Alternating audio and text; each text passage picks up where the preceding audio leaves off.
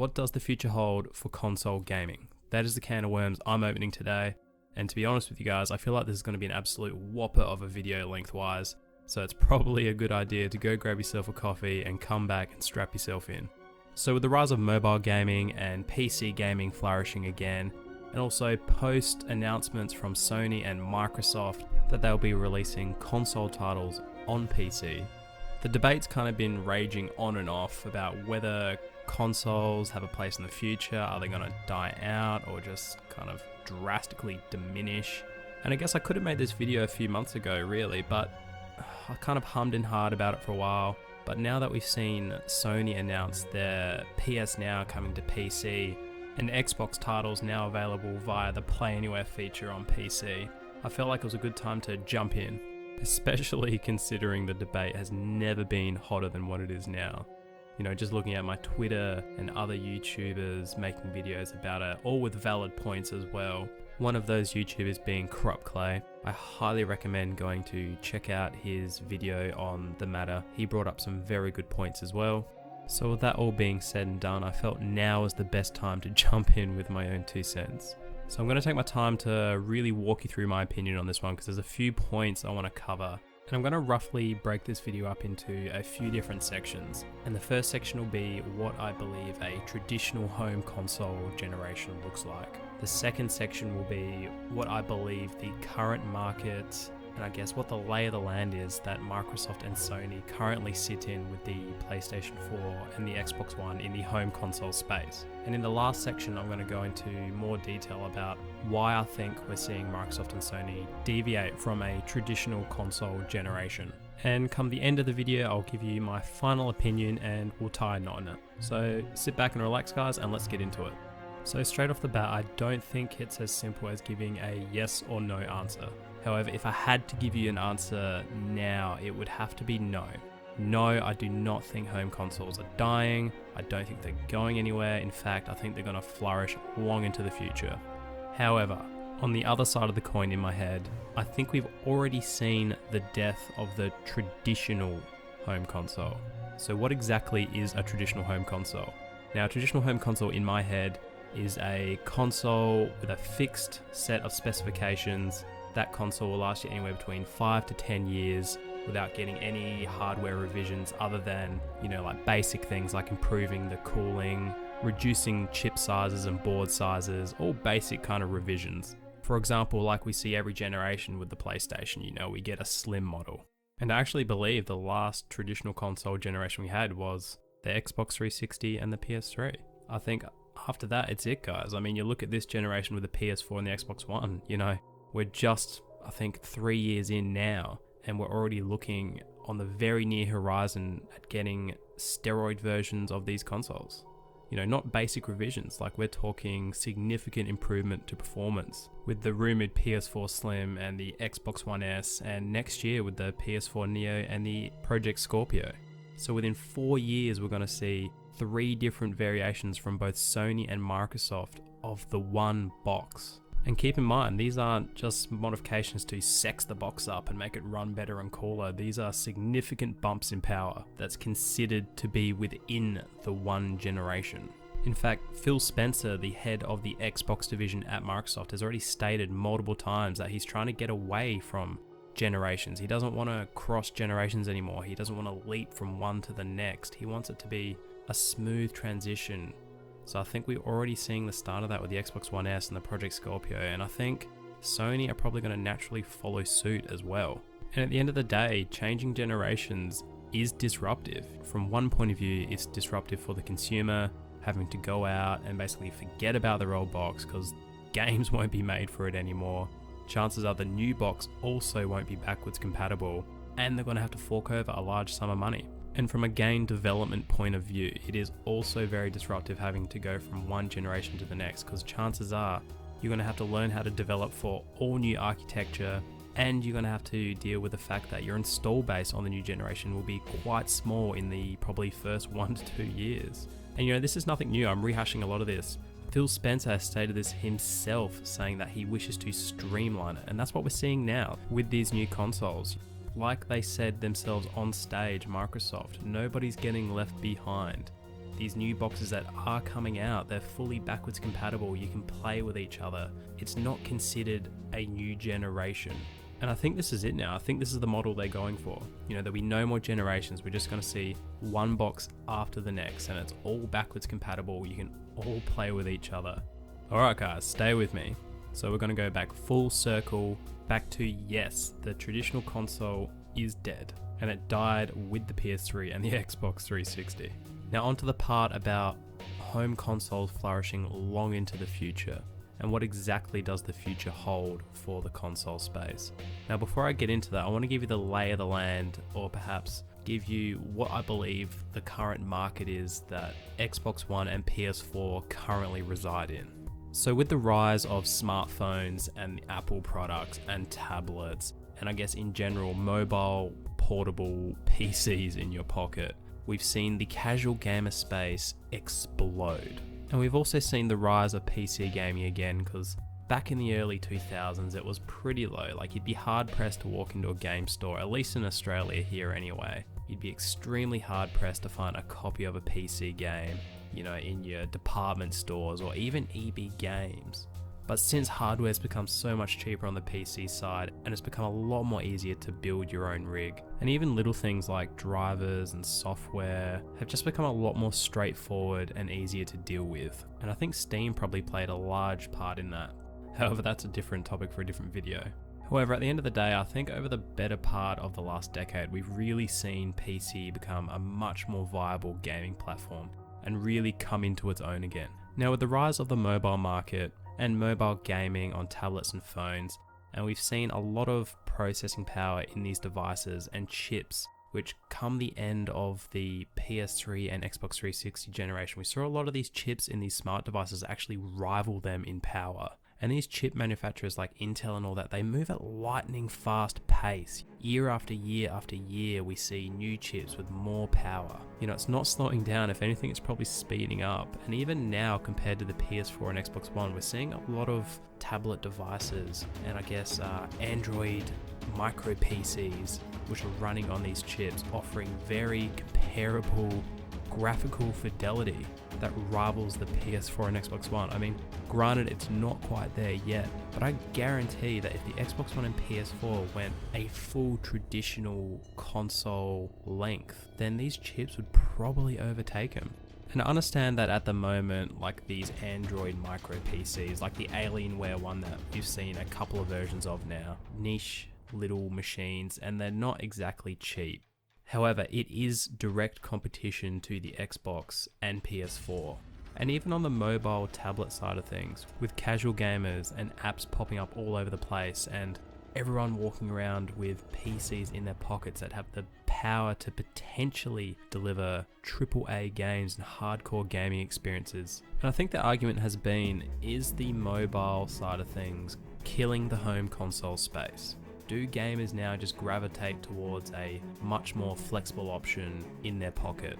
And in my opinion, I find the argument extremely hard to buy in on. I just don't think there's any evidence to support the claim that the mobile market is affecting the console space negatively. And all you have to do to back that up is look at the sales of the PS4 and the Xbox One. You know, compared to the Xbox 360 and the PS3, they're tracking extremely well. And on the other side of the scale, you know, when you look at PC gaming compared to console gaming, you know, console gaming is a lot more convenient and easier, and not to mention a hell of a lot more affordable.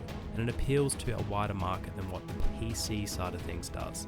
But at the same time, it hasn't killed PC gaming. If anything, PC gaming, like I said earlier, is flourishing. And that's because people go there for a different gaming experience. You know, they enjoy the flexibility of being able to control your own hardware and hit peak FPS and graphical fidelity. And on the other side of the fence, you have the home consoles, and people go there for the convenience of those consoles. They like to be able to just slap the disc in, sit down on the couch, boot it up, and play a few games of Call of Duty. And that brings me down to the mobile side of things. That again is a different category of gamer. All we're seeing there is the casual audience being captured and introduced to gaming. Who do you see playing Candy Crush? It's not your mate who plays 3 hours of Call of Duty every single night. It's your bloody parents and your grandparents and your girlfriend and all of her friends. or even some of the blokes which aren't really that into gaming. They're the guys. They're the casual audience that get into the mobile side of things. And yes, you do certainly see some crossover. I myself have been guilty of playing Candy Crush on my phone, and I'm sure you have too, but at the end of the day, you're not going to forego a hardcore gaming scene like a console or a PC for Candy Crush on your phone, are you? However, yes, there are a handful of hardcore games on these mobile platforms, but at the moment, there's just not that interface there, like a controller that will satisfy a hardcore gamer to bring them over to that platform. Now, it's still a threat with the power that these mobile devices have in smartphones and tablets. It's still a potential threat to one day, or not even one day, actually very quickly become a very serious gaming scene if anyone can actually solve the problem of having an actual legitimate interface that would satisfy a hardcore gamer. And Microsoft and Sony, they're not stupid. They can see the power that's in these smartphones and tablets, and they know it's a threat. I mean, look how quickly things changed during the 360 and PS3 generation. Over the course of that decade, we saw the rise of smartphones and tablets, and the now massive industry that is now casual gaming on smartphones, and portable gaming chips in these devices that ended up rivaling the power of the 360 and PS3. So I think with the potential there for it to harm the console space, I think that's why we're seeing Sony and Microsoft kind of in this position of, oh snap, we need to pick the pace up. They know it's not a viable option to stay locked into one box for the better part of a decade anymore. You can't stay in front. Hardware is moving too fast and too furious for that to be an option, which is why we're seeing them want to constantly step forward the hardware every 2 to 3 years. You know, they have to stay in front of the mobile market power-wise. And not only that, but keep up with the PC as best as possible power-wise as well, because don't forget about them. They could easily leave you in the dust at any point if you blink. And we as gamers, we're always drawn to the next best, greatest thing. You know, if that killer environment on the mobile side did crop up, then potentially we would gravitate over to that side. Or, you know, if 8 to 10 years went by with the PS4 and Xbox One and PC just became more affordable and it was killing it graphically, then yeah, gamers would start to drift over to that side. I mean, I did it towards the end of the Xbox 360 and PS3 generation. I went and built a new PSC because I wanted that cutting edge experience. I wanted the better FPS and the high fidelity. And you know, that right there, our community and as gamers, we're always wanting the best hardware, and developers are too. You know, we've kind of created this ecosystem that Microsoft and Sony currently reside in, and that is they have to be competitive and consistently deliver more. Like with this generation, it's been about, can it deliver 60 frames per second, 1080p? And if it can't, then we bitch and moan about it. And developers are constantly going, well, you know, the hardware's just not good enough.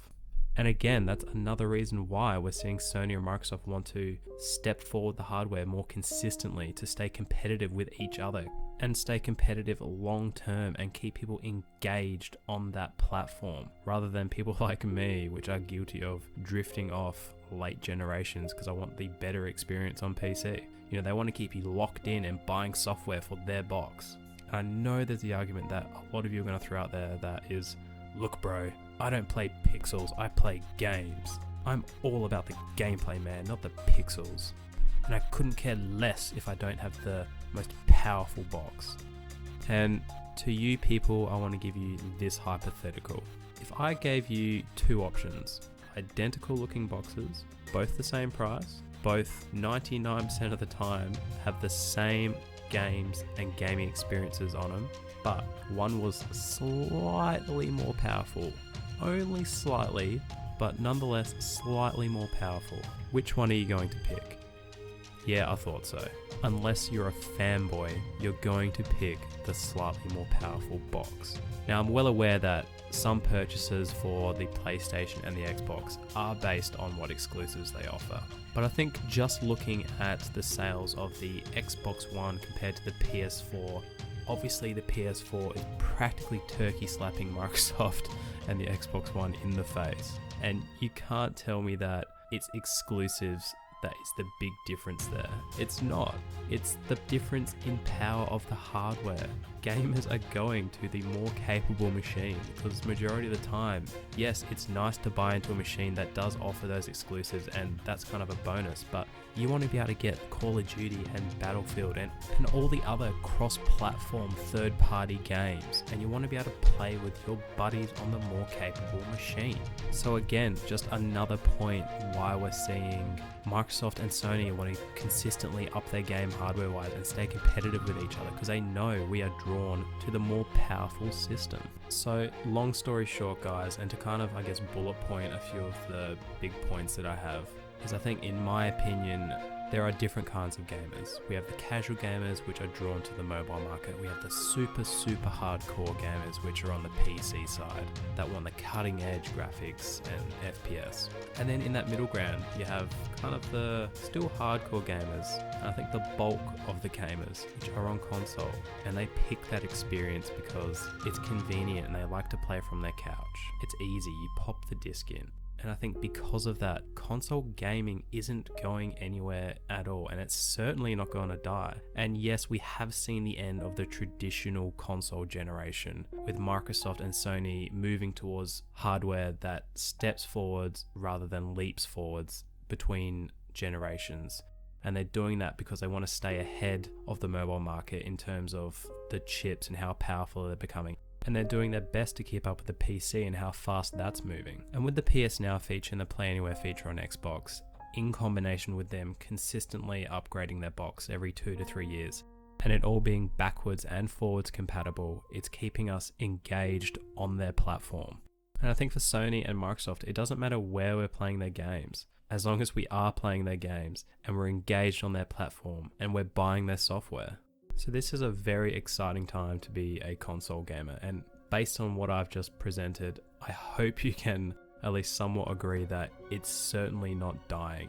It's certainly going to look different, but it's probably going to flourish long into the future. Alright, let's put a bow on it. For you guys that are still here at the almost 18-minute mark, thanks so much for watching.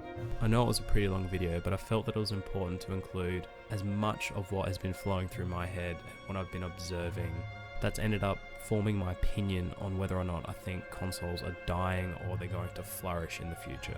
Now, if you've made it this far, guys, don't even think about leaving without dropping your own opinion down below in the comment section. As always, guys, if you've liked this video, smash that thumbs up, hit that sub button. I'm Sully, and I'll catch you later.